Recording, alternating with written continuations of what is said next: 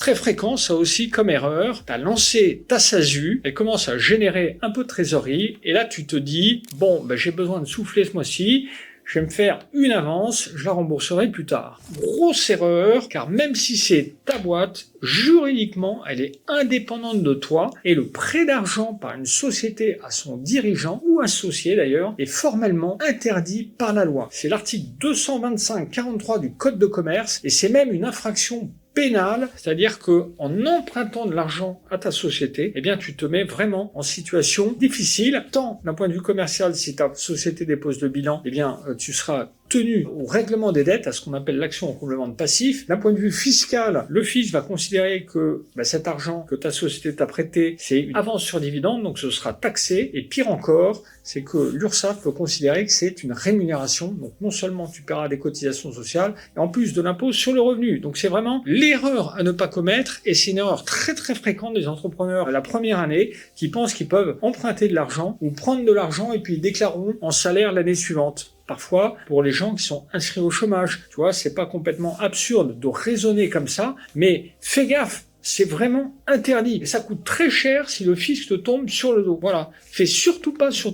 te plaît, cette erreur, qui est vraiment une erreur de débutant et qui est une erreur qu'on voit malheureusement très fréquemment. Donc si tu as besoin d'argent perso, il y a des bonnes options légales. Le premier, c'est de te verser un salaire si la trésorerie te le permet. Ensuite, c'est de te distribuer des dividendes si tu as clôturé un exercice bénéficiaire et tu as la qualité d'associé unique. Tu peux faire un prêt à ta société, mais tu l'as bien compris, dans l'autre sens, c'est interdit. Jamais l'inverse.